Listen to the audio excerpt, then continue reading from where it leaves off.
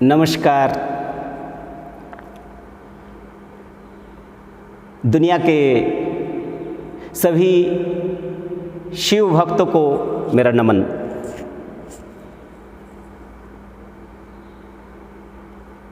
एक बार भगवान सदाशिव से, भोलेनाथ से, भोले शंकर से माता पार्वती पूछती हैं कि प्रभु, मनुष्य जो इतना तीर्थ भ्रमण करते हैं, एक तीर्थ से दूसरे तीर्थ भ्रमण करते हैं, क्या इससे उनको मोक्ष मिल सकता है? तब भगवान सदाशिव ने बहुत ही सरल ढंग से आंसर देते हैं। वो कहते हैं, इदम तीर्थम भ्रमन्ति तमशाः जनः आत्म तीर्थम ना जनन्ति कथम मोक्ष वरानने। यहां पर वरानने का मतलब होता है माता पार्वती। कहता हे वरानने, हे पार्वती, जो लोग एक तीर्थ से दूसरे तीर्थ भ्रमण करने जाते हैं वो सभी तमसाच्छन्न हैं, वो अंधेरे में डूबे हुए हैं, क्योंकि उनको आत्मज्ञान है ही नहीं। सही पथ प्रदर्शन का अभाव है, जिसके कारण लोग सोचते हैं कि तीर्थ भ्रमण से ही मोक्ष की प्राप्ति हो जाएगी। भारतवर्ष में तीर्थ भ्रमण के लिए जो क्रेज है, जो उत्सुकता है, दुनिया के कहीं भी वैसे नहीं दिखाई देंगे।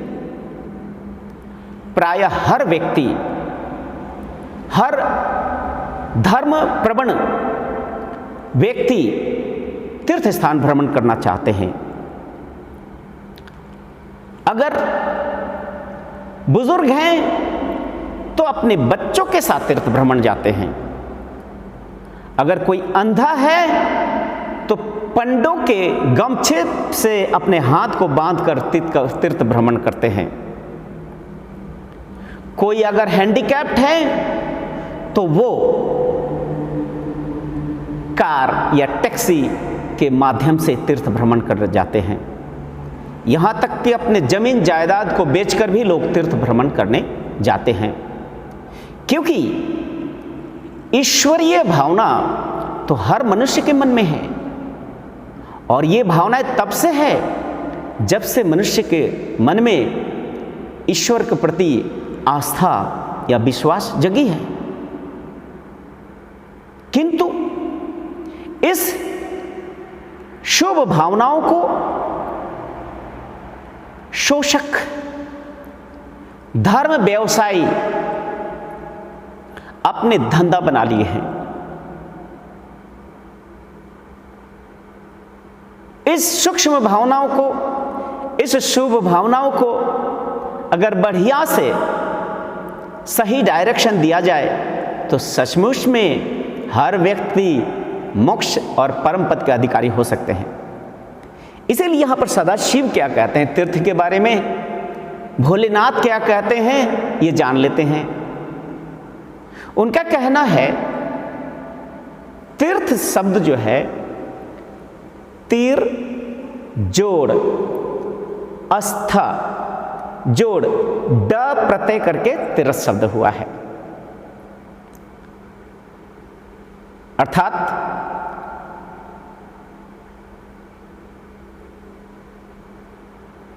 तीरस्थ तीर्थम इत्याहु। जिस तरह से एक नदी है, नदी का जो पानी है, जो जल है, जहां पर भूमि को स्पर्श करता है, उस स्थान को क्या कहते हैं? तीर कहते हैं, जिसको किनारा कहते हैं। अर्थात वो तीर एक ऐसा अवस्था है, एक स्टेप आगे बढ़े तो आप पानी में गिरोगे, एक स्टेप अगर पीछे जाते हो तो आपको जमीन मिलेगा। अर्थात ये जो जमीन और जल के बीच की जो कनेक्टिंग पॉइंट है, ये जो एक रेखा है, एक लाइनिंग है, जहां पर दोनों टच करते हैं, इस जगह को कहते हैं तीर। ठीक वैसे ही मनुष्य का मन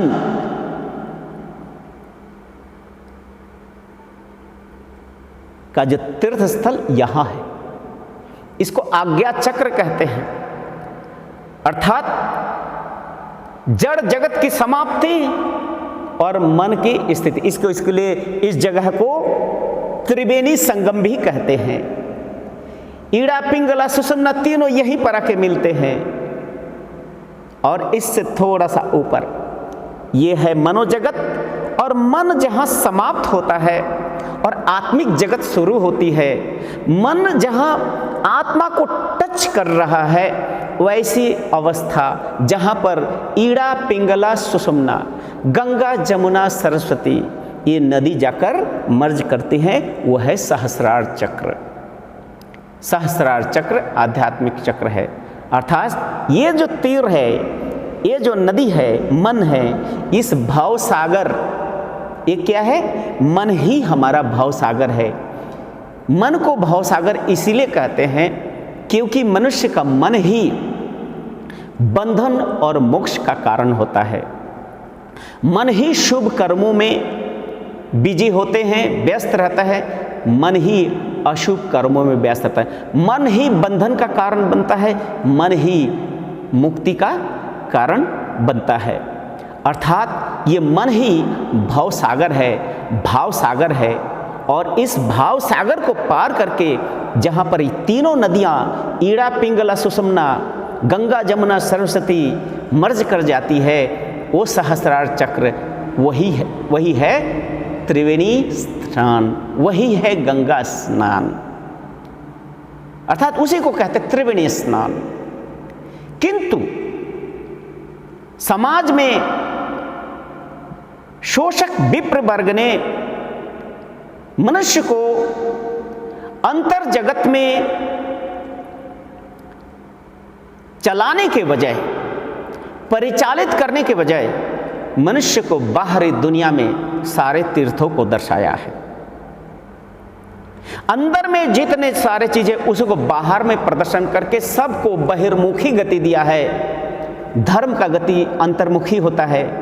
इसलिए शिव भगवान कहते हैं ये जो बाहर वाला तीर्थ है, ये तीर्थ में मैं नहीं रहता हूँ। इदम तीर्थम भ्रमंती तमसा जनः आत्मतीर्थम ना जनंती कथम मोक्ष वरानने। हे वरानने, जब तक मनुष्य आत्मतीर्थ को नहीं समझेगा, अर्थात जब तक इस त्रिवेणी संगम में प्रवेश नहीं करेगा साधना के माध्यम से, तब तक मनुष्य को मोक्ष की प्राप्ति संभव ही नहीं है। तो मेरा कहना है भगवान शिव भोलेनाथ ने तो हमें सब कुछ दिया है।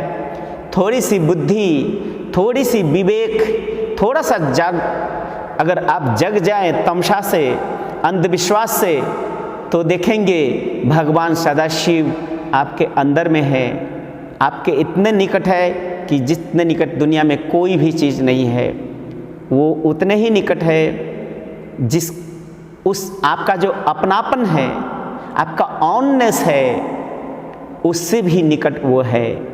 आपके मन के गहन कोने में बैठे हुए हैं, आपके आत्मा में स्थित है वो। इसीलिए भगवान शिव को अगर जानना है तो ध्यान की क्रिया को सीखकर आत्मतीर्थ में प्रवेश करना है, त्रिवेणी संगम सहस्रार चक्र में स्नान करना है, जहाँ पर गंगा जमुना सरस्वती ईड़ा पिंगला सुषुम्ना का मिलन बिंदु है।